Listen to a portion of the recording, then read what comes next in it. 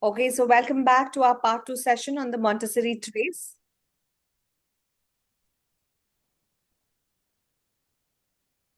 Yes, we stopped over here. We saw that, we have 10 trays. We're going to go further and take a look at how each trays can be helpful for all of us. Okay, so now we understand trays are important. Yes, no? Yes. Yes. Do they play a crucial role in your child's class? Yes, ma'am. Yes. So when I'm preparing my tray, should my tray be simple? It should be simple. Should it be accessible? Should I keep it on top of the shelf or it should be reachable? It should be accessible. The child will have to go bring it, right? So when the child plays or when the child engages in that activity, does it solving the purpose of that activity? You should also think, what is that the child is going to get through that tray? So when you try to think like that, then is where you are trying to create a prepared environment for the holistic development of the child. So as teachers, it's a humble request. Do not do any activity just for the sake of doing it. Always ask the question for yourself, is my child getting benefited? Yes, then go ahead and do it. If no, think over what best that I would be able to do that. Okay, so trays play a vital role. So we are going to work on the assignment parameters over here. So we're going to have this assignment for this week. So what you're going to do here is like you have to prepare a Montessori tray. Okay. Few of the students, maybe the first 3 students will do a texture exploration tray. Got it? Somebody can note down who's going to do a texture exploration because I would not take that responsibility. I would give that to Amina. Amina, please note down. So we have to have 3 students for texture exploration tray. So when I'm trying to work on the textures, what you need to work is like, you need to collect objects of different textures. The textured materials could be sandpapers or fabric or smooth stones or even fuzzy pom-poms, anything. So when you have those variety of exercises, how would you encourage the child to discriminate the different textures? Whether it is soft, whether it is rough, whether it is smoother, whether it is rougher, how? So that is your first assignment. The second tray for another 2 students is on the scented tray. So we're working on the senses of smell. So what you're going to do over here is like you have to collect herbs or spices or any scented Play-Doh and keep it in bowls or jars, and you have to encourage a child. Now this you have to do it with children. Okay. If the children are not available, you can do it by yourself, but I would encourage do it with the child. Now, is the child able to sense the smell? Is the child able to differentiate between different scents? That has to be your assignment. The next 2 students are going to work on the sound discovery tray. We covered the other trays there, but now we are being specific. Okay. Now, what you can take a small container. You can fill it with rice or beans or buttons or any other material. Okay, when you shake it, it should create distinct sounds, different sounds it should create. When the child is trying to shake that, can you hear different sound? Yes. So is the child able to explore the sound and discrimination? Definitely yes, that has to be there. Another 2 students, please take on nature sensory trace. Go to the garden. If somebody has a backyard, you can take this exercise. You have to collect all the natural items. It could be shells, stones, leaves, twigs, pebbles, dried leaves, wet leaves. Take it. It could be of different textures, different shapes. We don't want. Let the child explore all of it. That has to be the characteristics of the natural materials. Okay. So why do we do this? We are encouraging the child to connect with nature. Okay. So this is one. Another one can take temperatures, warm water, cold water, room temperatures. You can take on that. Okay. Pouring, you can take to pour grains from one container to another. Somebody can take up water sensory tray. See, I'm giving you so many ideas. Okay. So you can actually take. You can collect some objects. Which objects are floating? which objects are sinking. Okay, so you can take a coin, you can take a leaf, you can take a pencil, you can take a sharpener, put it into a bowl of water. See whether it sinks or whether it is floating. Now you teach the child. Okay, children, based upon the density, it is going to float or sink. You can have mirror also, mirror sensory. Okay, so different sizes along with the different object reflections, you can actually teach them the visual exploration. How do you see? How do you look into the mirrors? Concave mirror, convex mirrors, in case if you have. So I don't think many of you would have this, but in case if you have, yeah, you can take that also.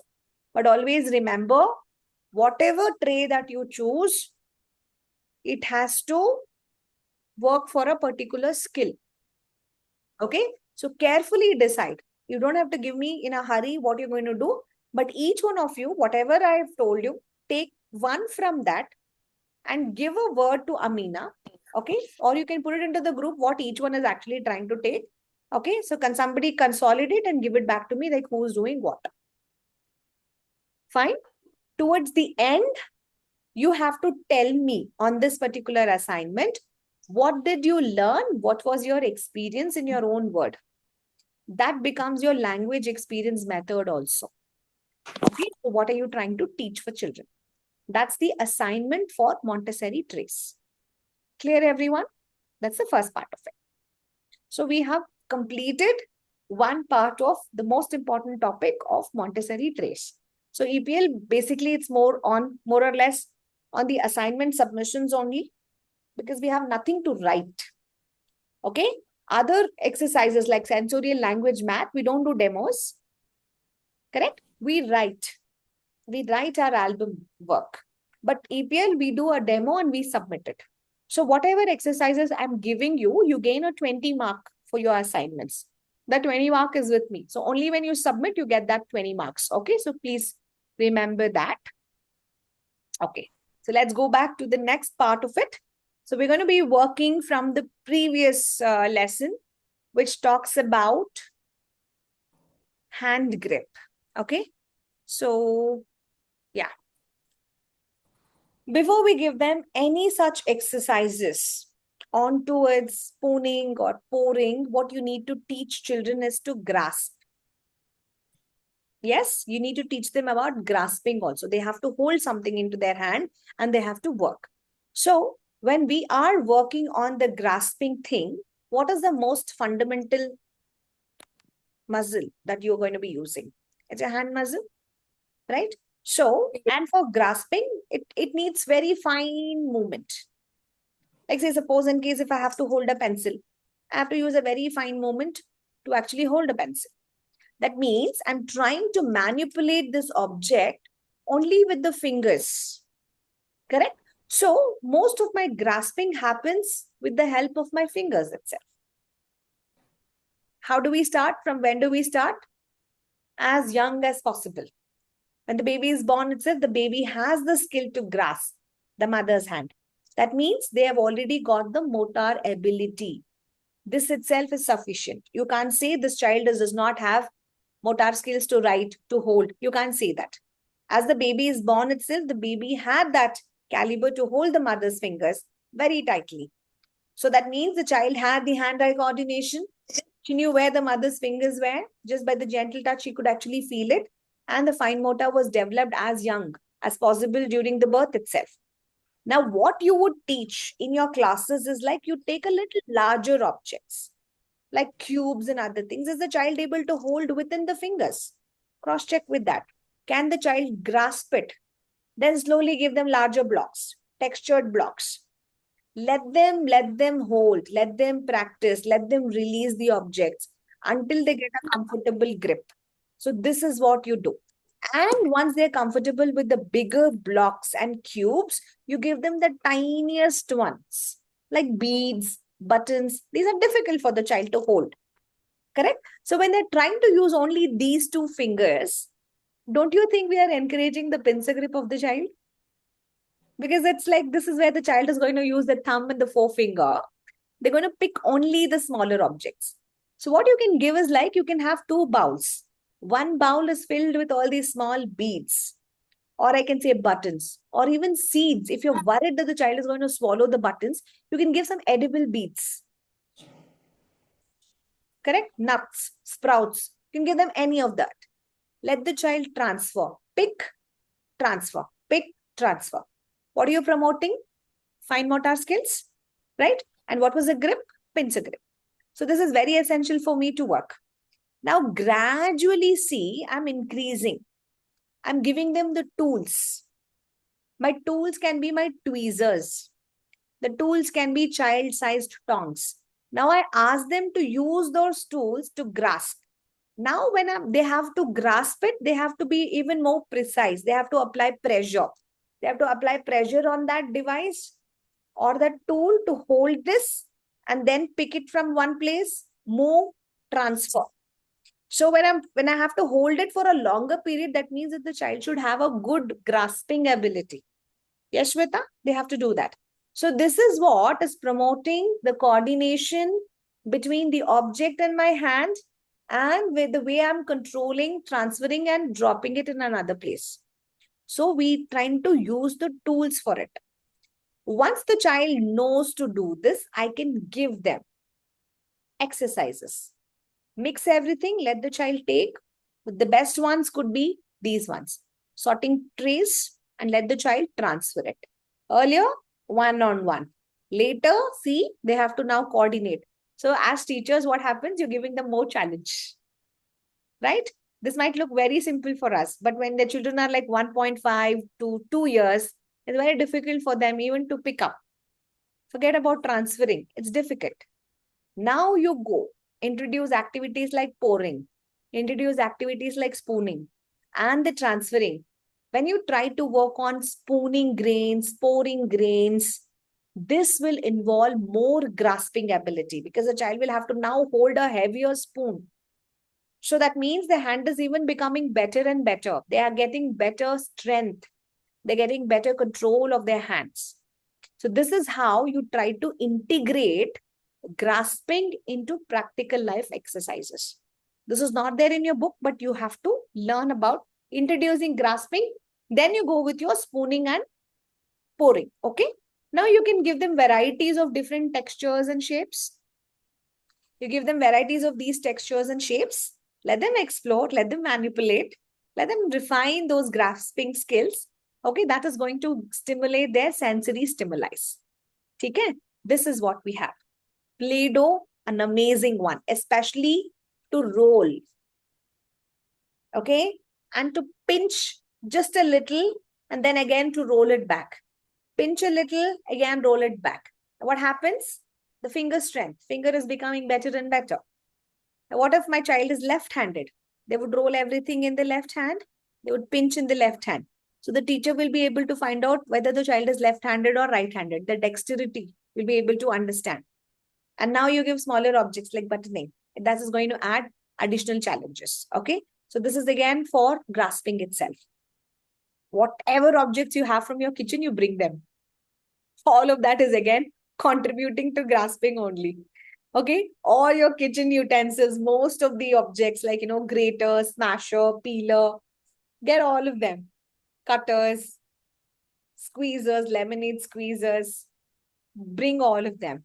Even the funnels, everything. The tongs, the tweezers, everything you bring, you can use it. Even the brushes, even the combs, right? Which has to be child-sized.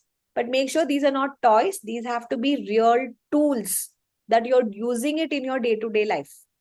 Bring them for the practice. You can also give it in your classes. And the child will now work on it. To support this, I would also use my scissor skills. Correct? So what happens here is like whatever are the waste papers that you have, you use a lot of cardboards, right? In your classes for your artwork.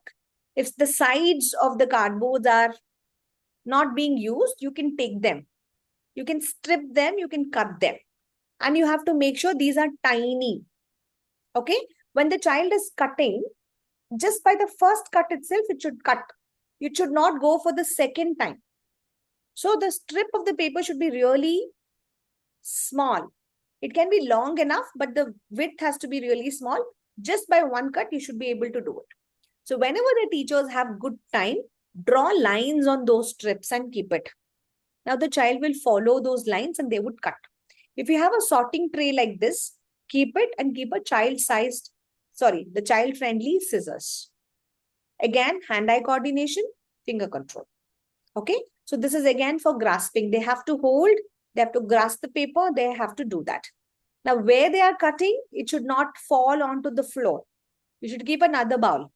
Today, if you're using a cutting activity, tomorrow use the same cut pieces to do a collage activity or a pasting activity. Okay, nothing would go waste in your classes. You don't have anything, pasta we definitely have. Get some pasta, dip it in some color, right? And then the children can actually use pasta as a material to bead. They can lace the pastas. Get an woolen thread, the child can lace into it. Yes, they can do that. Nothing is stopping all of us. You can have all this. Again, dressing frames are a good thing for grasping. What we need to do, observe, guide, give them complex tasks. If they're able to do that, complex, give more complex tasks. Continuous skill is something that we need to be working on. So children would definitely learn everything in a very natural way. But if you include these kinds of exercises in your day-to-day class lessons, no, it becomes more or less very much interesting.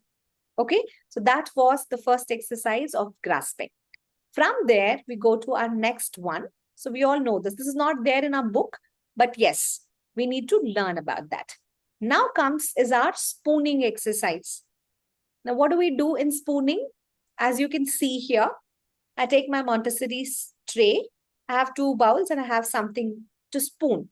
And I already have a spoon over here. Why do I have to work on the spooning exercise? To define my fine motor skills, my hand-eye coordination, and the child will have to develop concentration, correct? Now, what is my first thing that I have to do? Prepare my tray. I've prepared. I start with simple to complex. Now, I will take you from simple to complex. Your books will only tell about this. Start with a dry material. Take some beads or beans. Provide a bowl and a spoon for a child. Teach them how to scoop. Okay? They will scoop and they will transfer it to another bowl. So this is what Purni was saying. My children are never interested to complete the spooning exercise. They are halfway done and they're going back. But you will encourage the child to practice spooning independently until it is complete. What is the next thing that you do?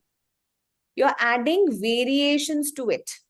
Now can you see there are different sized spoons and different sized bowls. You have a small bowl, you have a medium bowl, and you have a large bowl. Again, we have a small spoon, a medium, and a large. So what am I trying to work here is like I show the child how to spoon with the materials of different sizes with different spoons. So we can transfer it in that way. Can I add obstacles in between? Can I have a cardboard divider in between of my bowl? Let's see how can I actually do. I can do that also.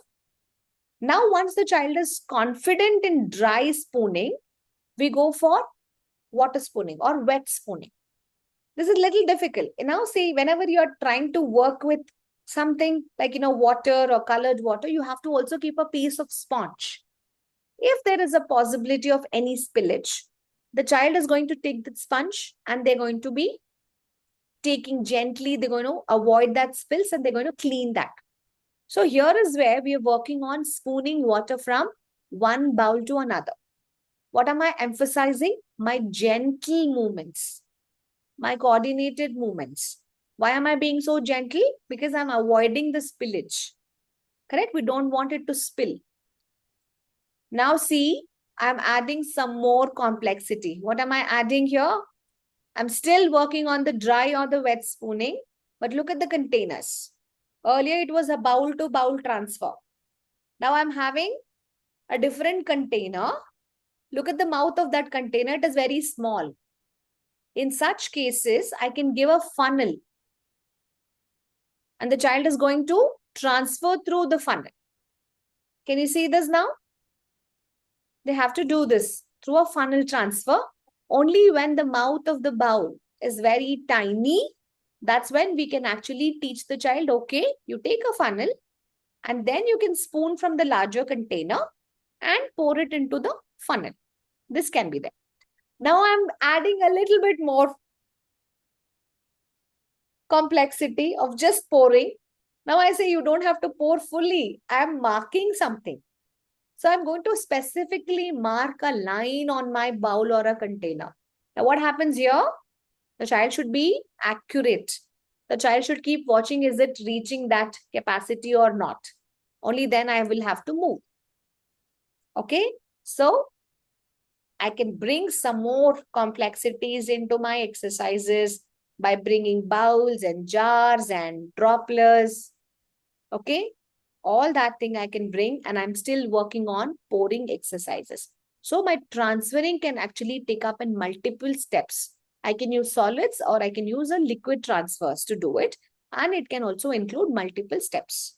As teachers, what did you observe here? We started with a simple one.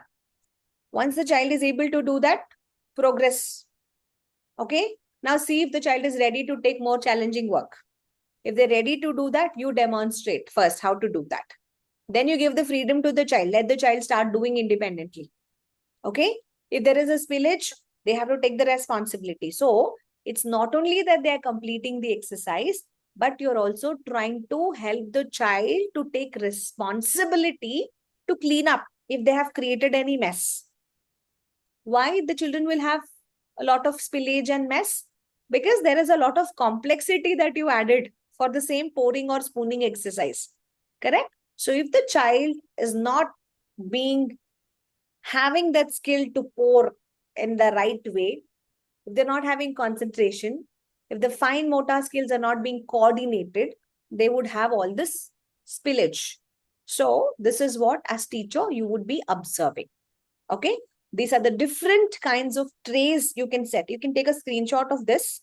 The first one is a dry pouring. Second one is using the dropper we're trying to pour. The third one is using a ladle. Fourth one is with the dropper again. Fifth one is with a mug and a funnel and a different bowl. Then is what we are using another filter. Okay, so we are using the filter.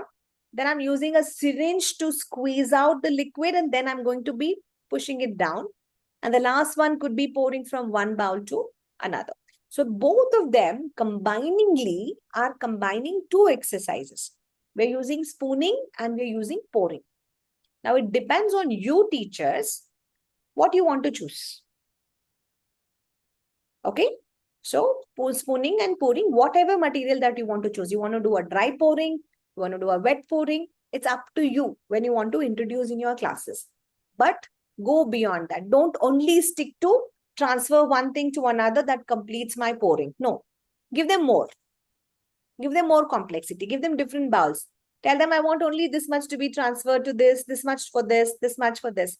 So when you're trying to give them that intensity and that coordinated markings, it helps the children to actually work. That covers our first part of our Montessori preliminary exercises for today. So the next class, what we're going to be seeing is the, what you have. What is the next one? The grace and courtesy we have. And then we have coordination of movement is what we actually have. So that this covers our today's exercise. Do you have any doubts in today's session? You can ask me. Ma'am, Yes. actually, for every exercise, we do it as a 3-period lesson, right? So, do we need to do all these, I mean to say, dry pouring or wet pouring, everything together? Or will it be a 3-period lesson? See, what is 3-period lesson? 3-period lesson is like when you have multiple objects and you want to introduce the name of that particular thing. Okay. Now here, what becomes your 3-period lesson here? You're teaching this is a bowl. This is rice. This is spoon. Can you show me where's the bowl? Can you show me where's the rice? Can you show me where's the spoon? That's 3-period. Okay. So you introduce the name of the object. You found out where the object was. And at the last 3-period, you will say, what is this? The child will have to give, okay, ma'am, this is bowl, this is rice, this is spoon, and this is tray. How would you introduce this activity with 3-period? We don't do that. 3 periods is for introducing the object names for you. What am I doing? I am pouring. I can't ask what is this, right? So you can definitely ask, but we usually don't do in that way. Okay, ma'am. Okay? Yeah. For the naming of it, yes.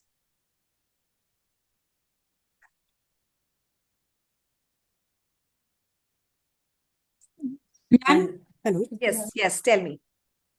Do you have to submit this assignment by tomorrow? If you are good enough to submit it, I would be more than happy.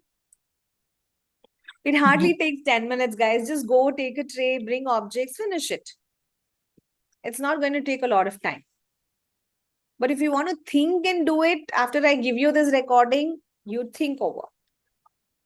If you want me to share that slide again, I can share that. So you can take a screenshot and you can think over. Let me quickly share that previous slide on the Montessori trace. What are the different ones? Okay, so if you want to take a screenshot, you can do though. Somebody wants a sensorial tray, it might look like this. Practical tray, whatever we spoke about, pouring, spooning, all of that comes under practical. Language tray can be related to the letters. Okay, so you can have something like this also. You're introducing a letter, an object, a letter, and the letter copy control. Okay, math tray. Fine motor skill tray. Art and craft tray. Okay, nature tray, science tray. This sounds very interesting. If you see here, this is quite interesting. If somebody is interested to do nature tray, yes, this would be a good thing for you to actually take it up. Okay, geography and culture, you can do so. Musical instruments, you can do so. This is also nice, concept trace. See, take a look at the last picture here. Can you see the rainbow picture? What are they trying to teach? There is sun, there is rain. Okay, Yes. and then you have something called as rainbow. Correct? Rainbow. Rainbow. Is that a rainbow? Yeah. Yes. Picture is rainbow, ma'am. Picture is rainbow. So these are compound words. So they're giving them the clue cards. When there is sun and then there is rain, what can we see? We can see a rainbow. So those are concepts. Again, can you see the next one? There's something called hot and cold. What are the hot colors? Red, orange, yellow, darker yellow, deep pink. These are hot colors. What are cool colors? White, blue, Light blue. light blue, light purple, light green. These are all cool colors. So you're teaching them, they say, no, you look very hot. That doesn't mean that you're really looking hot. Maybe the color of the dress is keeping you hotter, right? So you look really cool. When you wear blue, they say you look really cool, right? So you can introduce the cool colors, warm colors, hot colors. Okay, so you can introduce that as well. And take a look at the clouds. You're teaching them about the cloudy day, solid, liquid, gas, anything. The themes are actually good. So you can take a thematic tray also. So anything from this you can take. You can decide. And let's see. We have another 5 more minutes. If we can decide and put it into the group right away, I'll be more than happy just to understand who's doing what. I'll wait for the message in the group. Who's doing what? You can start typing. The first come, first serve. Sri Lakshmi, nature, sensory tray, Prasanna. Prasanna has already put. I have a query. The query is actually regarding Last year I sent that vegetable tray, I think. Ma'am, I'll do practical life trace. Please put it in the group. Okay, so second is like Purni Practical life is tray. doing practical tray. Ma'am, vegetable or which tray? It's included. Vegetable will come under nature. nature and sense. Nature. Yeah. You're teaching about vegetables, right? So it can come. Scented tray is Lipika, okay? Language tray, Anita, okay? It can be a repetition also. Maybe you're doing a different language activity, I'm doing a different language activity. It doesn't matter. It's about your presentation. Niveta is doing a concept tray. Yes. So keep putting who's doing what. Shweta Patnaik is doing a math tray. Okay. Shweta, you put trays. How many trays you're going to do? 1 or 2? Sorry. Tray, ma'am. No Tray. trays. Hai na? I edited. Huh. Shika, sound discovery. Lavanya, practical life trait. Yeah. Purni is doing practical life. What are you doing, Lavanya? Mahi's mom. Nisha is going to do sensorial. Okay. Okay, good, good. Good response. What about Shikha, Lakshmi? Leena is not well. Yeah. Okay. So complete this and keep me informed. Okay. So that covers our today's exercise. Thank you very much for joining in. I hope you all have learned something new for today and the different ways of practical traits that we can actually prepare for our class activities. Okay. So that was for today. So we were working with introducing the practical life skill exercises, which meant to be basic, which meant to be useful, which meant to be purposeful, right? So that our children learn how to do a simple activity in a very purposeful way. So these are the set of exercises which are contributing. So as to summarize, we have 5 different areas in EPL. Preliminary exercises, caring for a person, caring for the environment, being graceful and courteous, and towards the end, control of movement with coordination. Okay, so we have seen the first set of exercises in preliminary. We've also seen some of the exercises for caring of a person. And then we moved into the different kinds of Montessori trays. And from there, we gotten back to our simple exercises of spooning, pouring, and grasping. Okay, so in the next class, we're going to see some more on it could be on caring of a person. We would start with washing hands. Then we go detail into each of the dressing frame. Then we see about what is the importance of polishing shoes. How do we prepare a snack and offer to the other people, right? So these are simple but very, very powerful that we use it in our day-to-day life skills. All right. Having said that, thank you very much. Have a great evening, everyone. We'll see you in the next class. That is not a Thank you. Thank you very Thank you, much. ma'am. Yeah. See you guys. Thank you, ma'am. Thank you, Thank you. ma'am. Thank you.